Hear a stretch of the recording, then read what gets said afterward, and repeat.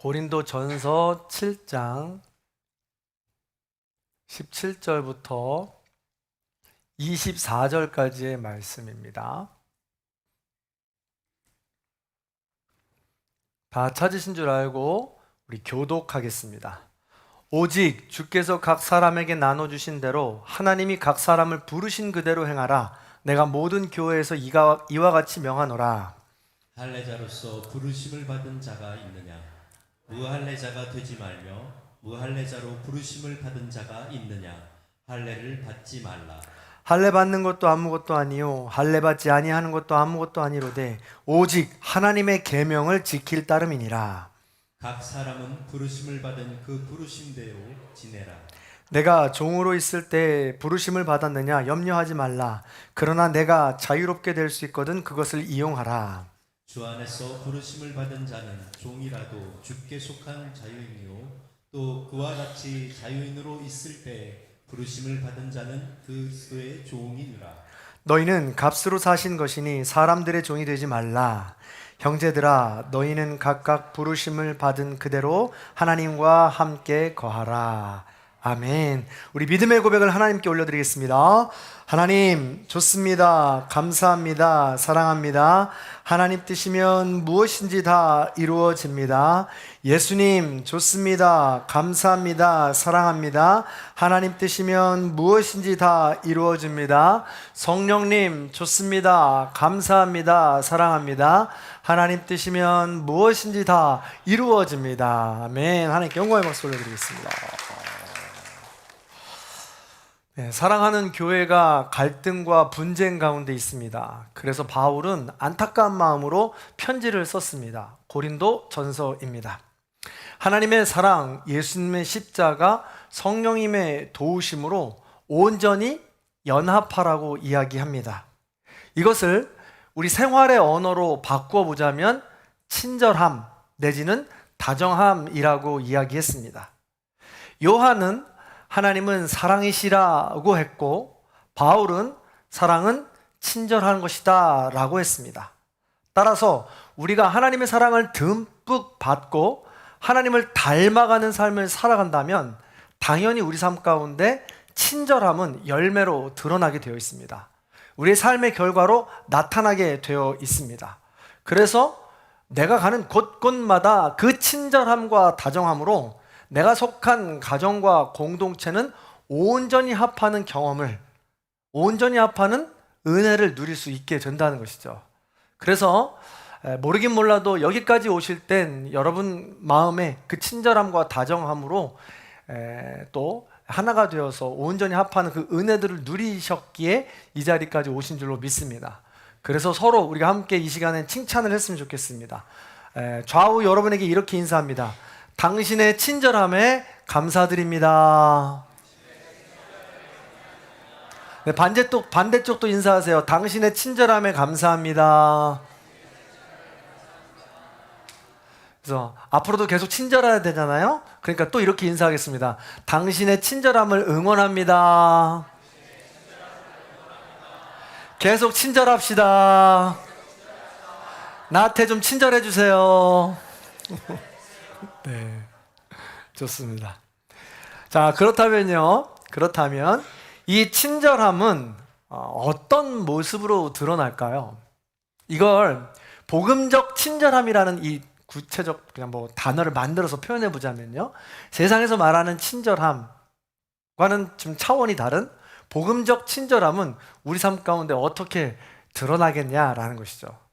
친절함이라고 해서 이 무조건 스마일 해야 되는 것인지, 아니면 친절함이라고 해서 무조건 이렇게 내가 뭐 이렇게 해야 되는 건지, 아니면 친절함이라고 무조건 용인하고 또 인내하고 받아들여야 되는 것인지 라는 거죠.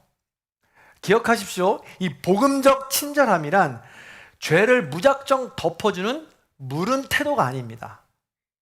오히려 사람을 그 가운데에서 살려내기 위한 생명의 장치라는 것이죠. 그게 바로 진정한 복음적 친절함이라고 할 수 있습니다. 그래서 때로는 세상이 말하는 친절함 혹은 단어적 친절함이라고 우리가 편견을 가지고 다가가면 방금 말씀드린 대로 무조건 용납하고 웃어야 되고 이런 친절한 모습을 보여야 된다라고 생각해서 쉽게 지치기 마련이죠. 자, 그렇다면 복음적 친절함이란 어떤 것인지 오늘 바울이 또 하나님께서 주신 말씀을 통해서 한번 알아보려고 합니다. 먼저 고린도에 만연했던 세상 풍조가 있습니다. 세상 가치관이 있어요. 그걸 알 필요가 있습니다. 갈등과 분열이 시작되는 지점이니까요. 총 3가지인데 짧게 설명드리겠습니다. 첫 번째로는 영지주의, 그리고 그 반대로 금욕주의입니다. 인간을 구성하고 있는 것을 영과 육으로 이분법적으로만 생각을 했는데, 그래서 우리가 지금 눈으로 보고 있는 이 몸, 만질 수 있는 몸은 하찮은 것이라고 생각했습니다. 그리고 어떤 사람은 그래서 몸은 별거가 아니니까 그냥 마구마구 마음대로 쾌락을 누리며 써도 된다라고 생각을 했습니다. 그래서 우리가 예전에도 노세 젊어서 노세 늙어지면 못 노나니 이런 노래도 나오지 않습니까? 그냥 즐길 수 있을 때 즐겨야 된다는 것이죠. 이 내 몸 사라지니까 말입니다. 반대로 어떤 사람은 몸은 더러운 것이 맞아요. 하찮은 것이 맞습니다. 그래서 그 더러운 것을 멀리하고 내 영을 고귀하게 지키고자 몸으로 쓰는 더럽다고 생각하는 모든 것들을 아주 철저하게 멀리해버리는 겁니다. 금욕주의라고 이야기하죠. 그러나 이것은요, 완전히 다른 것 같지만 극과 극은 통한다고 해서 뿌리는 같습니다. 몸을 하나님이 주신 거룩한 선물이라고 생각하지 못하고 이것을 분별해 내렸다라는 것이죠. 잘못된 방향을 나아가게 된다는 것입니다. 자, 두 번째는요, 남성주의입니다. 여자는 남자들의 부속물로 생각했습니다. 여성은 다음 세대를 이어가기 위한 도구에 불과하다라고 생각하신 것이죠. 그래서 여성은요, 하나님의 인격적인 존재라기보다 성적인 놀이기에 불과하다라고 판단한 것입니다. 세 번째는요, 임박한 종말론입니다. 이제 곧 세상이 망할 거라는 거예요. 이제 곧 예수님이 다시 오실 거라는, 곧 눈앞에 보이는 그날 다시 올 거라는 이런 임박한 종말론입니다. 그래서 이 종말을 준비하는 모습도 2가지였습니다. 이 금욕주의와 쾌락주의가 마찬가지로 곧 올 거니까 아껴서 뭐해? 그냥 마구마구 내 몸을 쓰는 거죠. 곧 올 거니까 지금부터라도 내가 아주 귀하고 소중하게 딱 금욕으로 이제 써야지. 언제 오실지 곧 오실 거니까 내가 아껴둬야지 하면서 완전한 금욕주의로 나가버린 것이죠. 이렇게 이 2부류로 나누어서 있다라는 것이죠.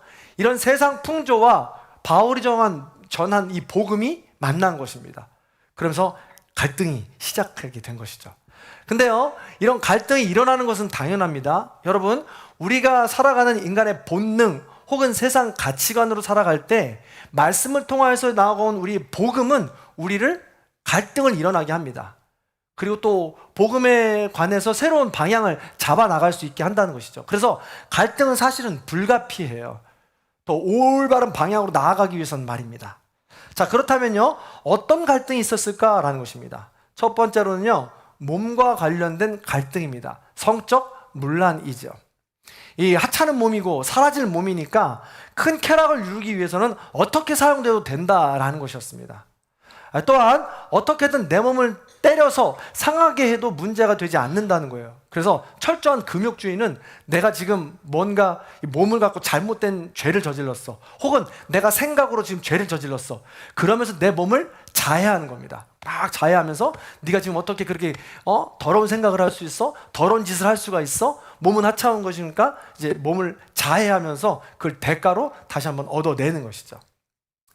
그래서요, 이 결혼에 대한 기준도 모호해진 것입니다. 결혼이란 무엇입니까? 결혼이란 여러 가지 기능이 있지만 육체에 대한 소중함을 절제 있게 사용하라는 의미가 또 있습니다. 그래서 이 한 사람에게만 사용하겠다라는 소중한 약속이죠.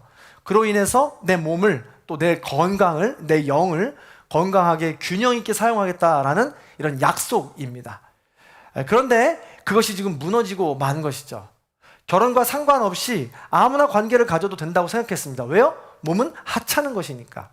심지어 하나님을 만난다는 명목으로 이 신전에서 이 여러 가지 방을 열어놓고 사제들을 이렇게 방마다 들어가게 해놓고 남자와 관계를 맺는 것입니다.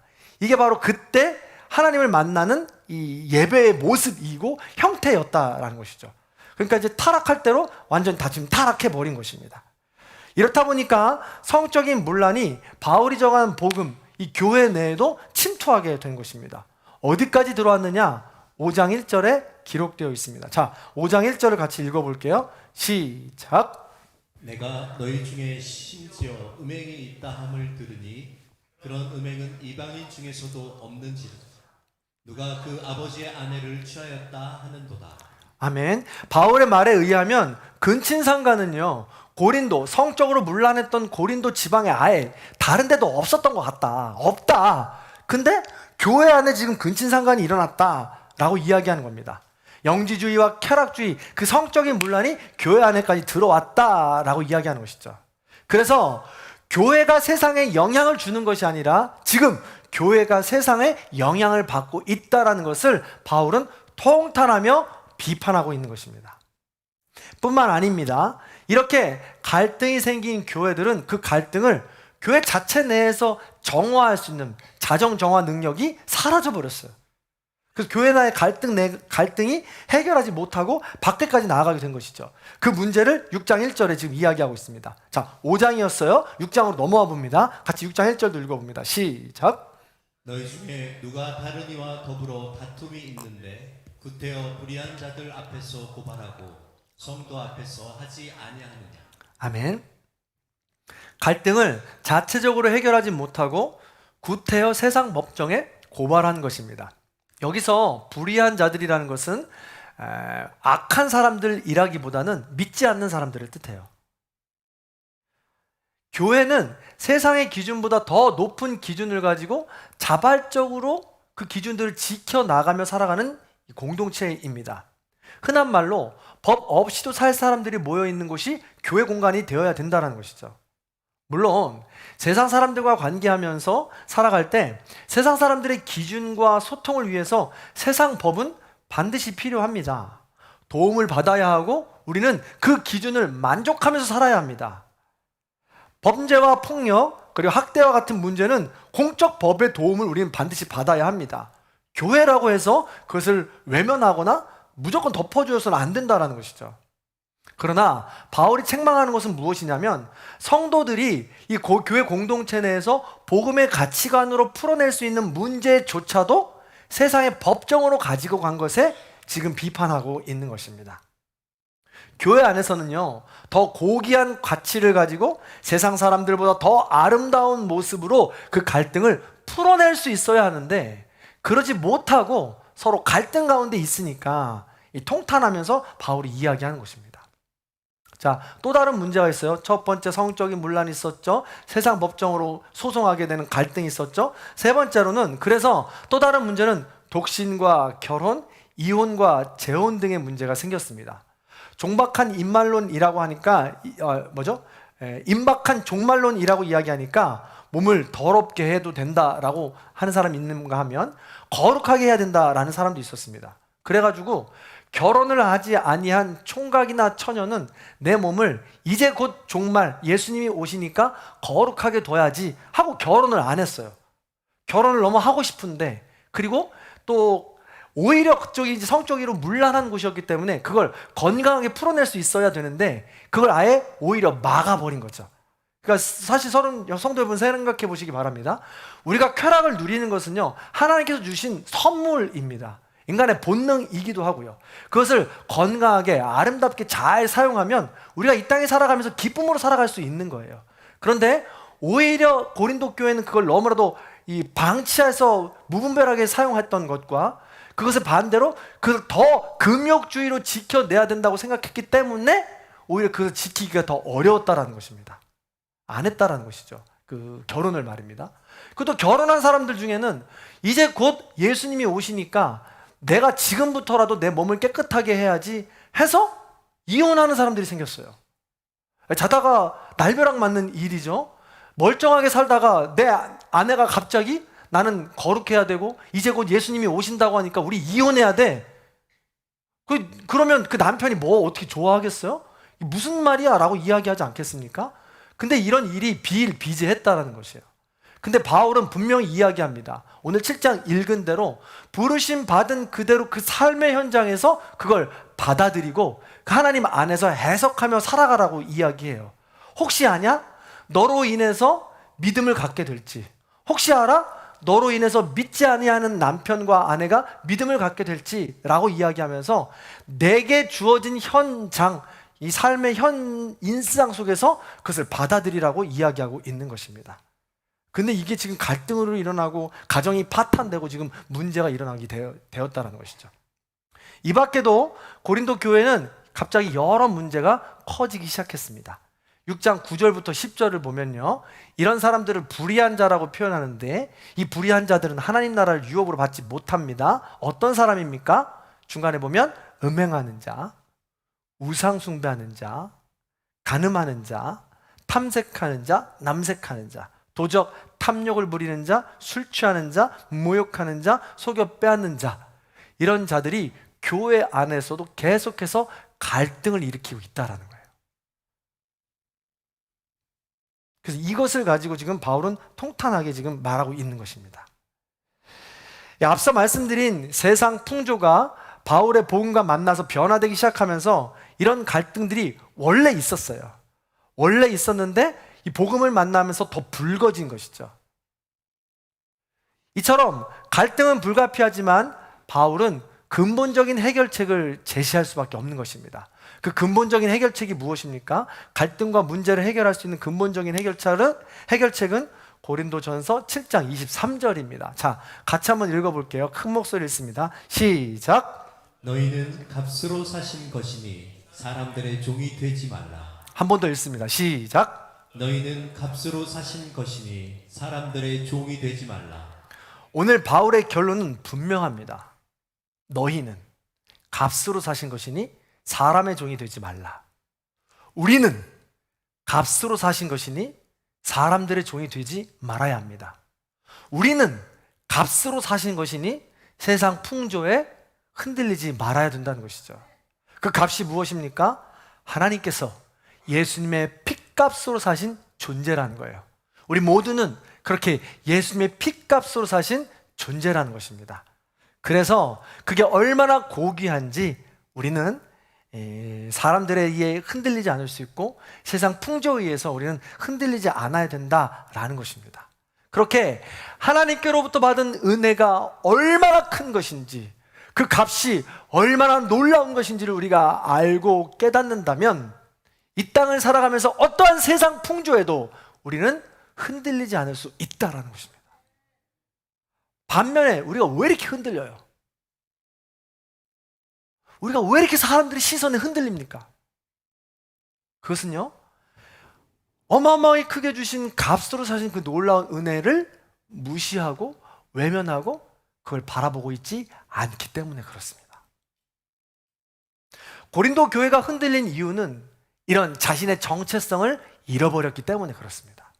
자, 그렇다면 바울은 이런 놀라운 이 복음, 은혜를 받아들인 그들이 친절함, 복음적 친절함과 다정함을 어떻게 드러내야 되는지를 오늘 말씀을 통해서 또 이야기해 주고 있습니다. 저는 3가지로 정리해 봤는데요. 첫 번째는 단호함입니다. 단호함.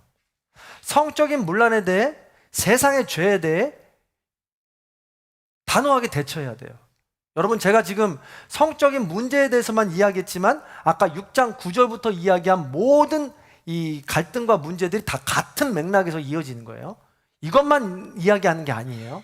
그 단호함은 그 모든 문제에 동시다발적으로 적용이 되어야 된다는 거예요. 어떻게 적용했느냐? 바울은 이렇게 이야기합니다. 5장 2절과 5절에 보면, 야, 너희가 똑똑하다고 이야기하면서 너희 교회 안에 들어온 어마어마한 죄는 분별하지 못하냐? 그것을 통탄히 여기지 못하냐? 왜 너희 중에서 쫓아내지 않고 같이 있냐? 잘라내버려라, 쫓아내버려라 라고 지금 이야기하고 있는 것입니다. 여러분, 교회 내에 심각한 갈등과 분열의 원인이 생긴다면 쫓아내라는 거예요. 그것이 세상보다도 못한 죄악으로 간주된다면 잘라내버리라는 것입니다. 바울이 말하는 것은요, 세상 사람들과 완전히 단절되어서 살아가라는 것은 아닙니다. 세상 사람들과 함께 살아가야 되죠. 다만 교회 공동체 내에서는 하나님의 뜻대로 마음을 모으지 못하고 계속해서 갈등이 일어나고 있다면 그것을 어느 정도 갈무리하여서 단호함으로 정리하고 잘라내야 된다는 거예요. 쫓아내야 된다는 것입니다. 다만 교회 공동체 내에서는요, 하나님의 뜻대로 마음을 모으지 못하고 분란이 일어날 때 사귀지도 말고 먹지도 말라고 이야기하면서 아주 단호하게 말하고 있습니다. 사랑하는 성도 여러분, 이게 그냥 단순하게 받아들일 말씀이 아니에요. 다행히도 우리 가운데 잘라내버리거나 쫓아내버릴 정도의 이런 도덕적, 윤리적, 세상의 법적 죄악은 드러나지 않고 있기에 우리가 이렇게 있지만, 공동체 내에 있지만, 그 공동체 내 갈등들이 계속되고 있다라면 잠재적인 그런 죄악이 된다는 것이에요. 그래서 내가 속한 공동체가 끊임없이 갈등을 일으키고 있다면 단호하게 나를 돌아보아야 된다는 거예요. 너를 돌아보아야 된다는 것이죠. 요즘 교회가 왜 무너질까요? 교회가 말씀을 무시하기 때문에 그렇습니다. 그리고 교회는요, 말씀을 무시하는데 성도의 눈치를 봐요. 교회가 세상의 눈치를 보기 때문에 그렇습니다.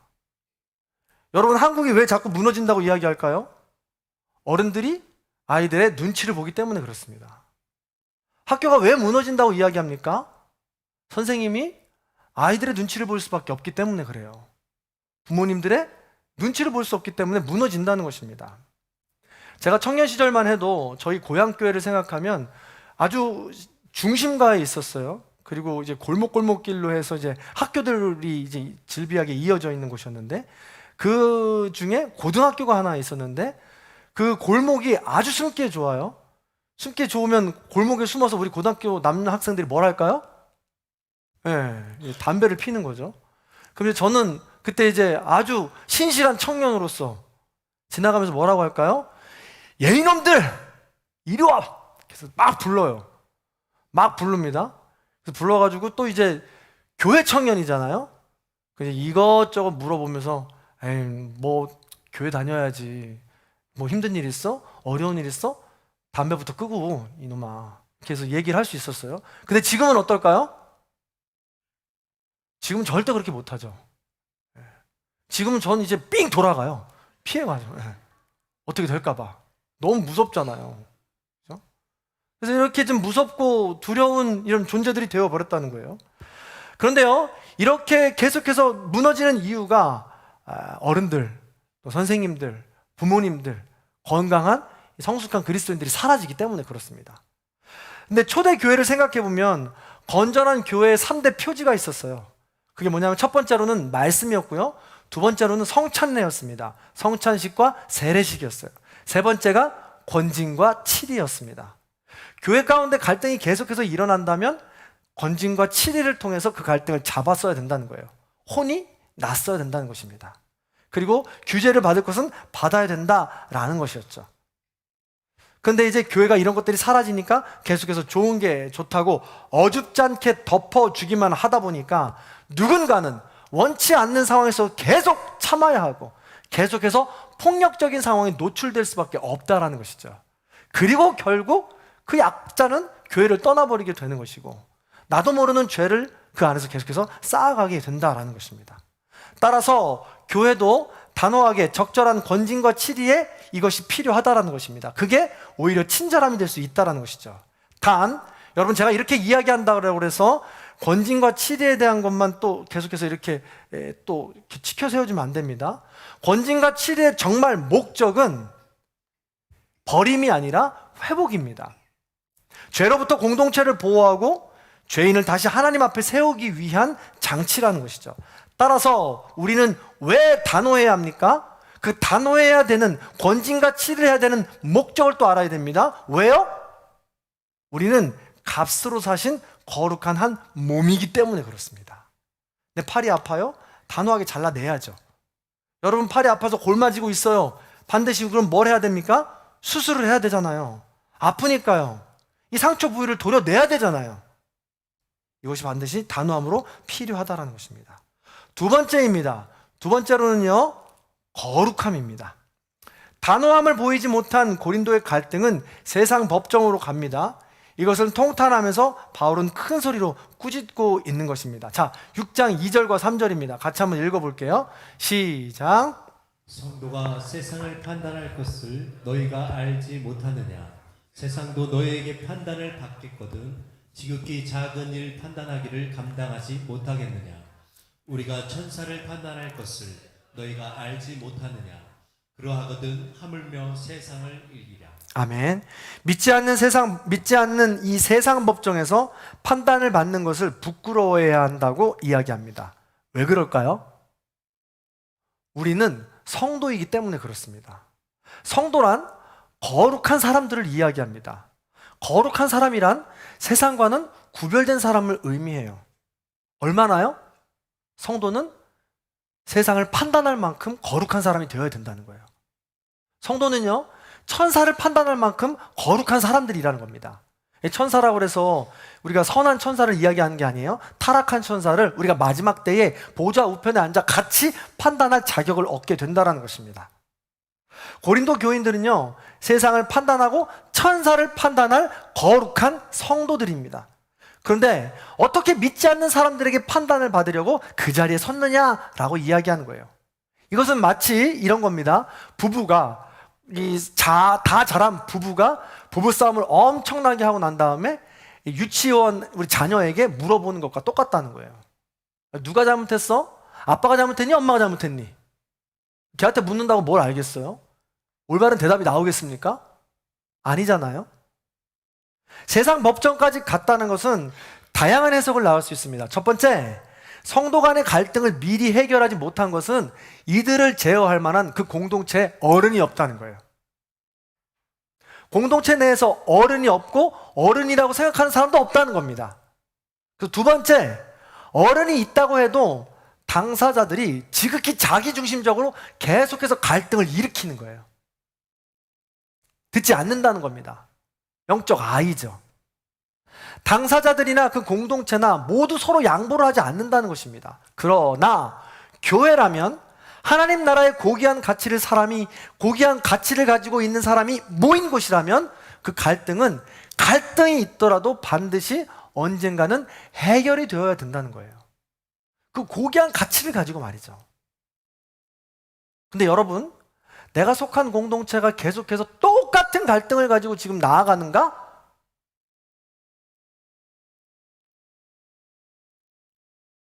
둘 중에 하나예요.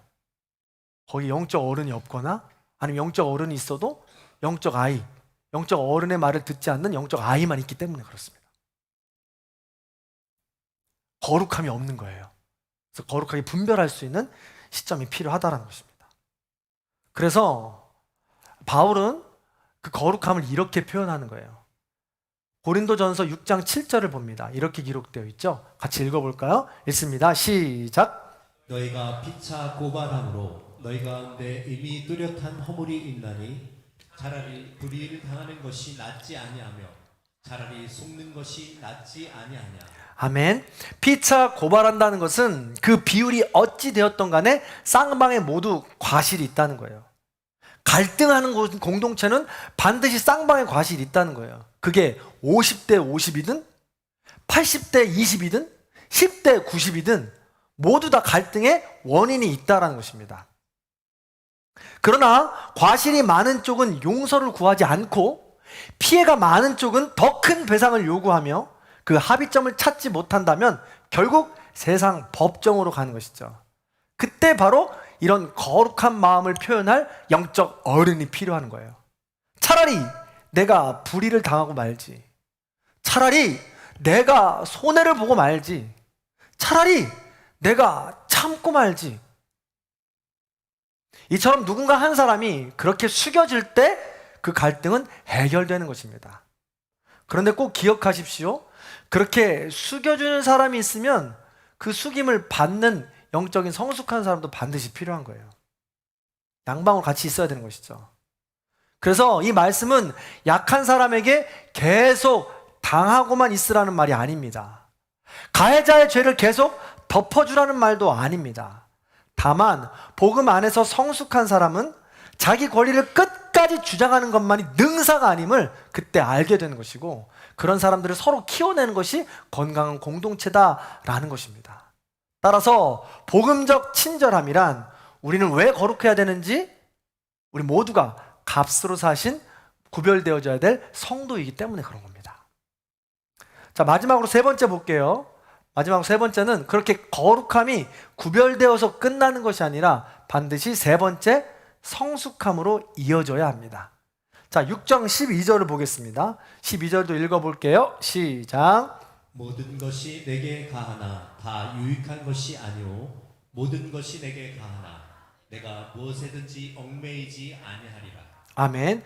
모든 것이 가하다에서, 가하다는 합법적이다, 용납되다 라는 뜻입니다. 그런데요, 우린 다 알아요. 우리는 불법이 아니라 합법이라고 한다면 뭐든지 할 수 있다고 알죠. 그런데 합법이라고 해서 그 모든 것을 내 마음대로 내가 하고 싶은 대로 다 한다면 어떻게 될까요?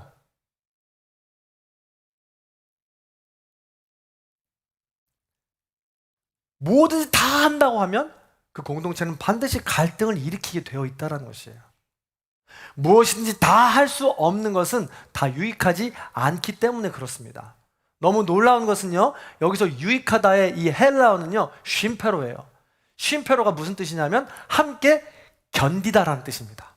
함께 버틴다라는 뜻이에요. 내가 합법적으로 모든 것을 다 할 수 있지만, 내가 합법적이다 해서 모든 것을 다 할 때 함께 견디는 누군가가 힘들어요. 누군가가 지탱하기 어려워요. 그러니까 내가 다 할 수 있다고 해서, 내가 할 말을 다 할 수 있다고 해서 하지 않는 거예요. 참지 않는 겁니다. 참는 겁니다. 그래야 함께 견디고 버티는 과정 속에서 성숙한 모습으로 건강한 공동체를 이뤄나갈 수 있다라는 것이죠. 우리가 무엇인지 다 할 수 있지만 왜 안 해요? 공동체의 유익 때문에 그렇습니다. 우리가 무엇인지 다 할 수 있습니다. 근데 왜 해요? 공동체의 유익 때문에 하는 것입니다. 여기서 그 유익은 개인의 유익이 아닙니다. 공동의 유익인 것이죠. 그걸 볼 수 있는 성숙한 사람이 있어야 된다는 것입니다. 또한 얽매이다라는 뜻이 있어요. 영향을 받다라는 뜻이죠. 지배를 받다라는 뜻입니다. 우리가 모든 것을 다 할 수 있지만 하고 난 다음엔 반드시 그 한 거에 대해서 얽매이게 되어 있습니다. 합법적이라 할지라도, 내가 올바른 행동과 올바른 말이라 할지라도 그것을 하고 난 다음에는 반드시 얽매이게 되어 있다고요. 그 말 때문에, 그 행동 때문에 말이죠. 아주 쉬운 예로 이런 예가 있잖아요.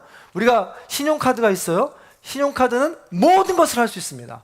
내가 가고 싶은 것, 먹고 싶은 것, 사고 싶은 것 다 할 수 있죠. 그 모든 것을 할 수 있다고 해서 1일부터 25일까지 30일 동안 계속 긁어요. 계속 긁어요. 다음 달 24일이 돼요. 카드 결제일 25일이 다가옵니다. 그럼 마음이 어때요? 저만 그런가요? 조급해지지 않습니까? 얽매여지잖아요. 이번 달엔 내가 너무나 많이 썼구나 라고 말입니다. 똑같아요. 내가 할 수 있다고 해서 모든 것을 다 한다면 반드시 얽매이는 삶이 된다는 거예요. 그렇게 얽매이는 삶에서 더 나아가 유익한 삶을 꿈꾸는 성숙함이 필요하다는 거예요. 모든 것이 가능하지만 모든 것을 하지 않을 수 있는 것이 성숙함입니다. 방종할 수 있는 자유가 아니라 죄의 종로를 타지 않을 수 있는 자유를 선택하는 것입니다. 성숙한 성도는요, 할 수 있느냐라고만 묻지 않고, 성숙한 성도는 이것이 나와 공동체를 살리는 것인가? 라고 먼저 묻는다는 것이죠. 따라서 이것이 복음적 친절함입니다. 우리가 성숙해야 되는 이유는 값으로 사신, 우리가 무엇이든 선택할 수 있는 자유인이기 때문에 그렇습니다. 그 자유를 가지고 우리는 어떤 삶을 선택할 수 있느냐 결정이 된다는 것입니다. 자, 여기까지입니다. 바울은요, 단호함, 거룩함, 성숙함으로 고린도 교회를 향해 선포한 겁니다. 바울은 그렇다면 어떻게 이런 세상 풍조에 휩쓸리지 않고 이 친절함을 끝까지 유지하고 보이고 선포할 수 있었을까요? 그것은 6장 19절부터 20절에 보시면요, 계속해서 바울은 갈등이 있을 때마다 복음의 시선을 돌렸어요. 복음이 뭐예요? 하나님의 사랑, 예수님의 십자가, 성령님의 도우심입니다. 그래서 바울은 갈등이 있을 때마다, 문제가 있을 때마다 복음으로 그 원리를 찾았어요. 그래서 6장 19절과 20절을 보면 너희 몸이 어떤 몸이야? 하나님께로부터 받은 몸입니다. 하나님의 사랑이죠. 너희 가운데 성령이 늘 계셔. 성령님의 도우심과 동행이죠. 세 번째로, 그런 내가 어떤 사람이에요? 값으로 사신, 예수님의 핏값으로 사신 어마어마한 존재다 라는 것을 우리가 날마다 바울이 기억할 때마다 세상의 풍조에 휩쓸리지 않고 굳건하게 설 수 있었던 것입니다. 그래서 이 복음을 가지고 바울은 포기하지 않고 다른 곁길로 가지 않고 오직 하나님의 영광을 위해서 살 수 있게 된 것이죠. 그래서 다시 한번 보여주세요. 빗금친 맨 마지막 줄 그런 죽부터 같이 한번 읽어보겠습니다. 읽습니다. 시작. 그런즉 너희 몸으로 하나님께 영광을 돌리라. 한 번 더 시작. 그런즉 너희 몸으로 하나님께 영광을 돌리라. 아멘. 그렇습니다. 세상의 모든 풍조가 나를 휩싸여도 나에게 다가와도 우리가 흔들리지 않고 또 하나님께 영광을 돌리며 살 수 있는 것은 내가 값으로 사신 하나님의 놀라운 존재라는 것을 늘 기억하는 거예요. 고린도 교인들이 이걸 잊어버린 것이죠. 그래서 7절에서도 중간에 바울은 또 이야기합니다. 7장 23절이죠. 오늘 말씀이에요. 너희는 값으로 사신 것이니 사람들의 종이 되지 말라. 너희는 예수 그리스도의 십자가의 핏값으로 사신 것이니 세상 풍조에 흔들리지 말라 라고 계속 이야기하는 거예요. 그럼 7장에 계속 이야기하는 거죠. 너희가 무할례자든지 할례자든지, 너희가 종이든지 너희가 주인이든지, 너희가 남자든지 너희가 여자든지, 너희가 결혼을 했든지 안 했든지, 어떠한 삶의 현장에 있든지 값으로 사신 놀라운 하나님의 은혜를 기억하며 하나님의 영광을 위하여 살아가라 라고 이야기하는 겁니다. 절대 잊지 말라 라고 이야기하고 있는 것이죠. 바울이요, 얼마나 이걸 중요하게 생각하고 이야기하는지 6장에서도 이야기했잖아요. 7장에서도 이야기합니다. 그리고 9장에 가서 아주 그냥 포효를 해요. 제가 생각할 때는 6장에 똑같은 말을 했잖아요. 7장에 가서도 똑같은 말을 해요. 9장에 가서는 그냥 말했을 거라고 생각하지 않아요. 바울은 포효했을 것 같아요. 그래서 9장 15절, 16절, 18절에 보면 감정의 클라이막스로 향하는 것 같아요. 내가 차라리 죽을지언정 복음을 전하지 아니하면 내게 화가 있으리로다. 그런즉 내가 복음을 전할 때 값없이 받은 그 놀라운 사랑을 기억해서 나 또한 값없이 그 복음을 전하겠노라. 하나님의 영광만을 위해 살겠노라 라고 지금 바울은 이야기하는 겁니다. 여러분, 값없이 하나님께로부터 받은 사랑이 있으십니까? 그 사랑을 날마다 은혜로 고백하며 살아요? 그러면 바울은 이렇게 고백하는 거예요. 6장, 7장, 9장을 통해서 차라리 내가 속지, 차라리 내가 당하지, 차라리 내가 참지, 그게 안 되니까 더 나아가서 차라리 내가 죽지, 내가 죽지. 그런 심정을 가지고 지금 갈등하고 있는 고린도 교인을 향해서 이야기하고 있는 것입니다. 계속해서 이야기합니다. 사랑하는 성도 여러분, 그렇다고 해서 억지로 막 안 되는데 억지로 단호하고 억지로 거룩하고 억지로 성숙함으로 참으라는 건 절대 아닙니다. 그러나 조금이라도 바울의 삶을 기억해 보자는 거예요. 그렇게 세상 풍조가 나에게 확 밀려올 때 바울처럼 시선을 잠깐 돌려서 값으로 사신 놀라운 하나님의 은혜를 바라보는 거예요. 그러면서 조금씩 차라리 내가 참아보지, 차라리 내가 참 속지, 참아야죠. 네. 이렇게 고백해보는 거죠.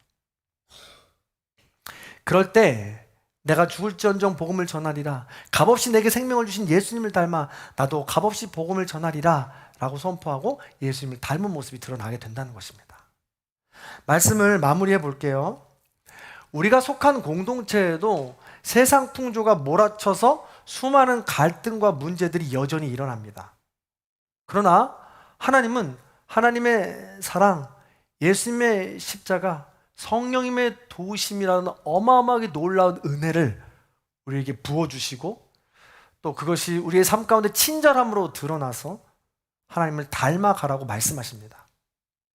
그 친절함은 단순히 말과 미소만이 아니라 그 안에 단호함과 거룩함과 성숙함이 녹아져야 합니다. 그것은 단박에 되는 일도 아니고 그것이 쉽게 저절로 되는 일도 아닙니다. 반드시 갈등을 통해서 일어나는 일이기 때문에 가슴을 찢는 시간들이 필요하고 저절로 되지 않는 나의 쓴뿌리, 나의 아픈 마음을 부여잡을 때도 필요한 겁니다. 그래서 우리는 그럴 때마다 늘 값없이 나를 사신 하나님의 놀라운 사랑과 예수 그리스도의 놀라운 십자가의 은혜를 기억하며 거기에 초점을 맞추고 우리 시선을 돌려서 우리를 돌아보는 것이죠. 자, 말씀 여기까지 마무리하고 여러분들을 한번 돌아보세요. 오늘도 거침없이 쉼없이 나에게 다가오는 세상 풍조는 무엇입니까?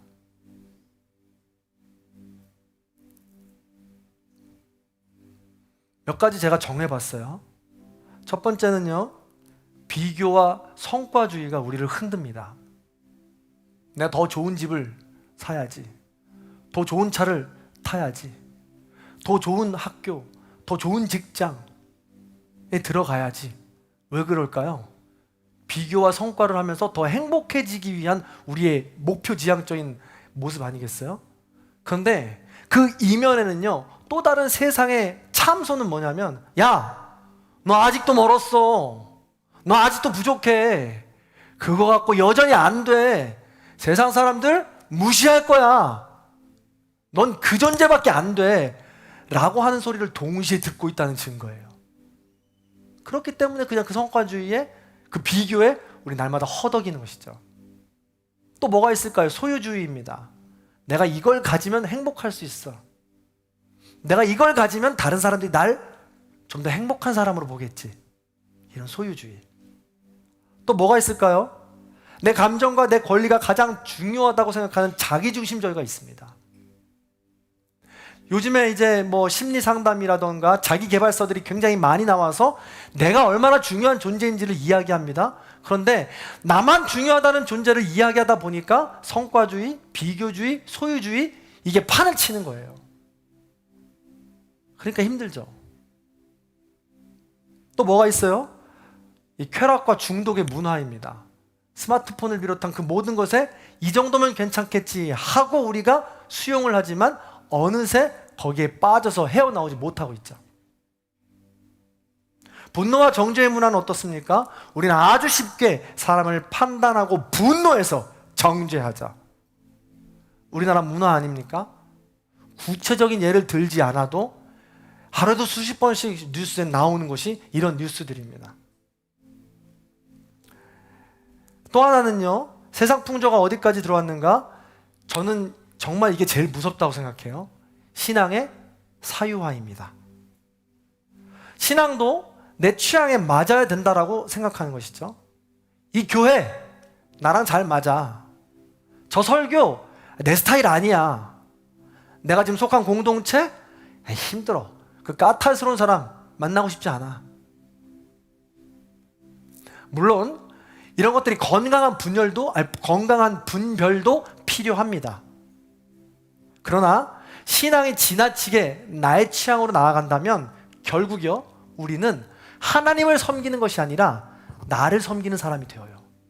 정말 신앙의 사유화가 무서운 건요, 내가 하나님을 섬긴다고 하고 있지만 수년이 지나 돌아봤을 때 전혀 변하지 않는 나의 자신을 돌아보면 신앙의 사유화로 살아가고 있음을 내가 깨달을 수 있게 됩니다.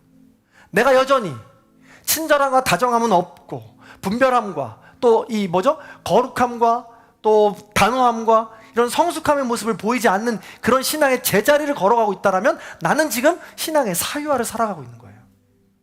그게 지금 세상 풍조로 교회 안에도 지금 들어와 있다는 거예요. 점검해야 된다는 것이죠.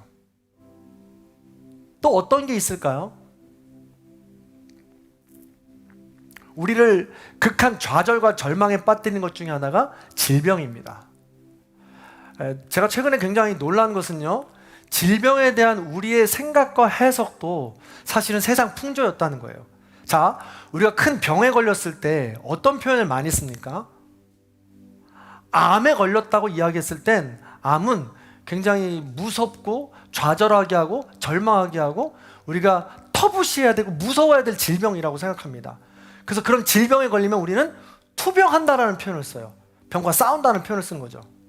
또 어떤 표현을 쓰냐면 병마와 싸운다라는 표현을 써요. 병이 마귀예요. 이런 표현을 쓴다는 겁니다. 그런데요, 최근에 제가 김혜란님의 김혜란님의 소설의 두근두근 내 인생이라는 책을 읽는데 그 중간에 이런 표현이 나오더라고요.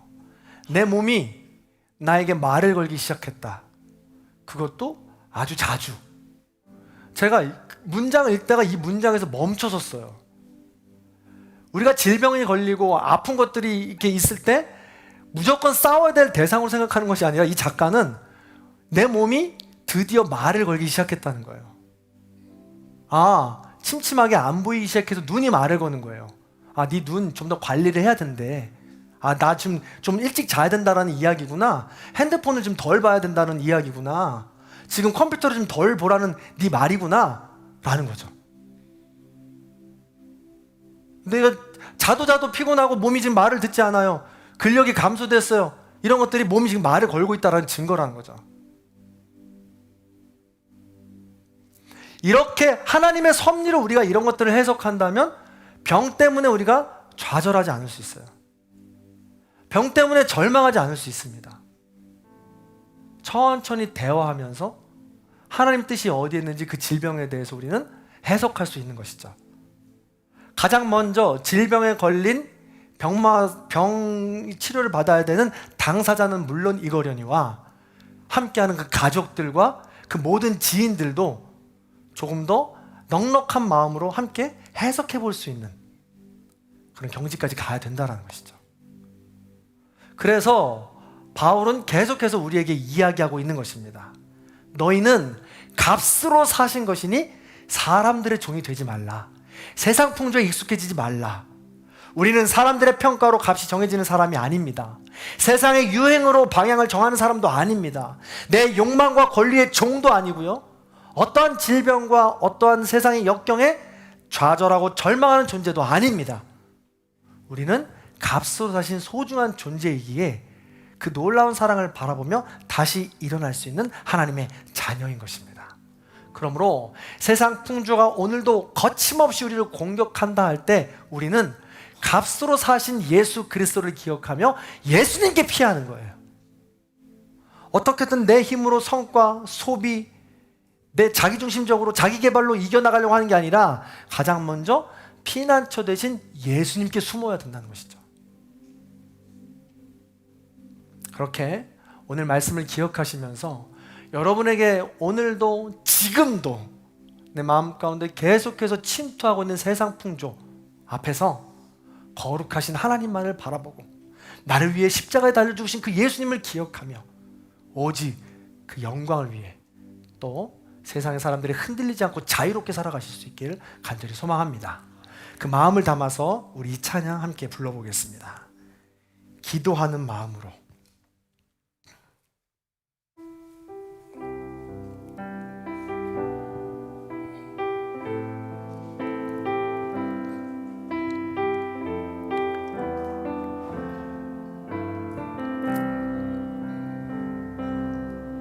나의 피난처 예수 의지해요. 나의 피난처 예수 의지해요. 나의 가는 길에 거센 바람 몰아쳐와도 나의 피난처 예수 의지해요. 나는 영원히 주님 사랑해요. 나는 영원히 주님 사랑해요. 세상 어떤 것도 나의 사랑 끊을 수 없네. 나는 영원히 주님 사랑해요.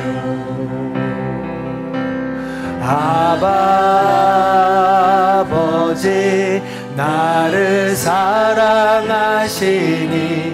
나의 모든 것 주께 드려요.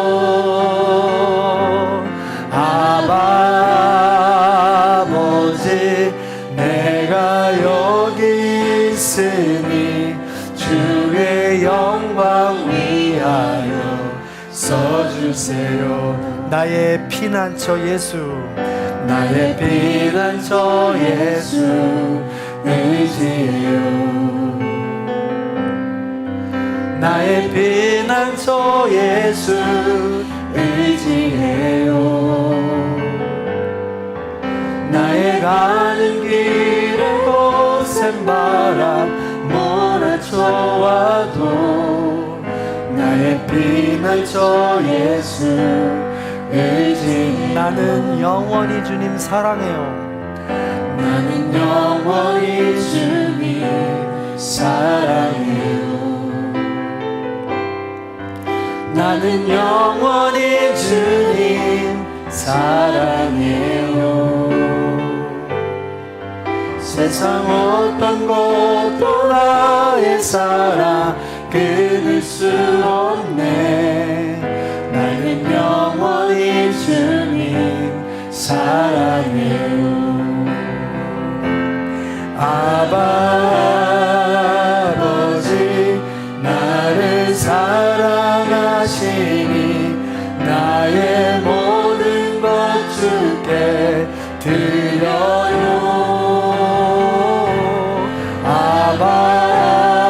아버지 내가 여기 있으니 주님 영광 위하여 써주. 아버지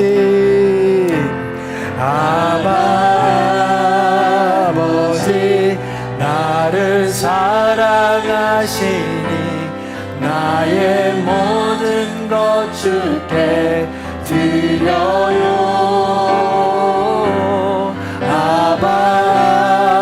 아버지 내가 여기 있으니 주님 영광 위. 우리 목소리로만 찬양해 보겠습니다. 아버지.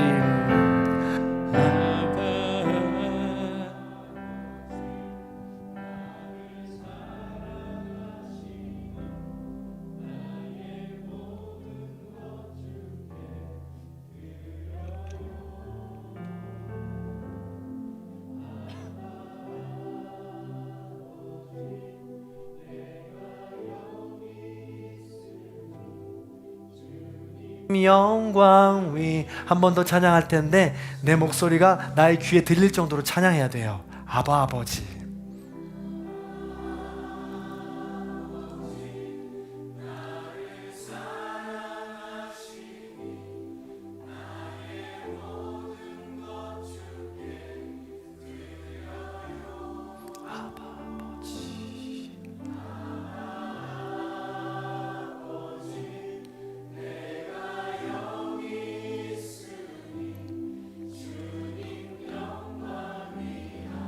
마지막으로 한 번 더 고백합니다.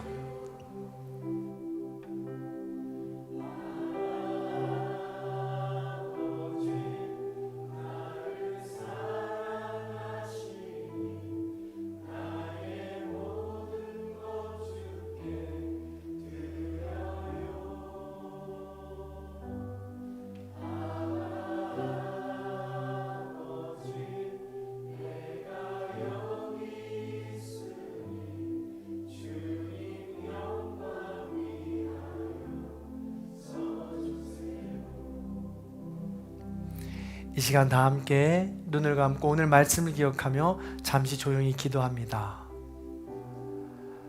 나에게 세상 풍조는 무엇인지, 예수 그리스도를 닮아 다정함으로, 친절함으로, 단호함으로, 거룩함으로, 성숙함으로 나아가기 못하고 있는 나아가지 못하게 하는 세상 풍조는 무엇인지, 왜 나는 그걸 못 넘고 있는지, 주님 어떻게 하면 넘을 수 있는지 주님 도와주십시오.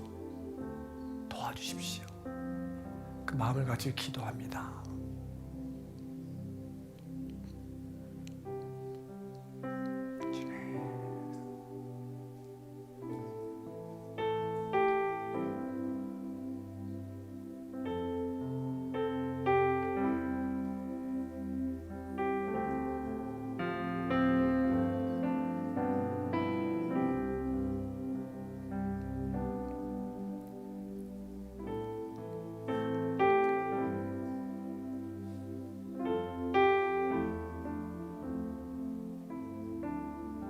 하나님, 오늘 우리는 하나님께 예배를 드리고 있습니다.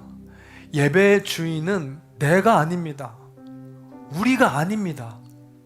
예배의 주인은 오직 하나님 한 분이십니다. 값없이 하나밖에 없는 독생자 예수 그리스도를 보내신 놀라운 사랑과 은혜를 우리가 기억하고 하나님을 찬양하며 영광 올려드리는 것이 예배입니다. 그리고 그것을 깨달아 우리의 삶을 돌아보고 예수 그리스도를 닮아가겠노라고 값없이 그 주신 사랑에 감격하여 나 또한 차라리 죽을지언정 값없이 복음을 전하겠노라고 결단하는 시간이 예배입니다. 이 예배의 시간, 우리가 고백한 모든 것, 우리가 찬양한 모든 것, 이것이 하나님께 드려지는 결단이 되게 하여 주시고, 매일같이 제자리지만 여전히 우리와 동행하시고 여전히 우리를 일어나라고 부르시는 그 놀라운 사랑을 기억하며 한 걸음 내딜 수 있는, 그 발걸음이 아주 미약한 발걸음이라도 한 걸음 내디딜 수 있는 우리 모두가 될 수 있도록 인도하여 주시옵소서. 그리하여 우리의 삶이 조금 더 성숙함으로 나아가기 원합니다. 값없이 사신 놀라운 그 사랑을 기억하며 값없이 내 모든 것들을 드릴 수 있겠다라는 지경까지, 그 경지까지 나아갈 수 있는 우리의 삶이 될 수 있도록 도와주시옵소서. 이제는 우리 주 예수 그리스도의 은혜와 하나님 아버지의 극진하신 사랑과 성령님의 감화, 감동, 교통하심의 역사가 값없이 사신 놀라운 은혜를 기억하며 값없이 모든 것을 내어주기로 결단하는 경지까지로 가기로 결단하며 소망하는 우리 모든 성도님들 머리 위에, 원근 각처 터져 있는 자녀들과 부모님들, 그리고 이 나라의 민족 위에 이제로부터 영원토록 함께 하옵시기를 간절히 축원하옵나이다. 아멘.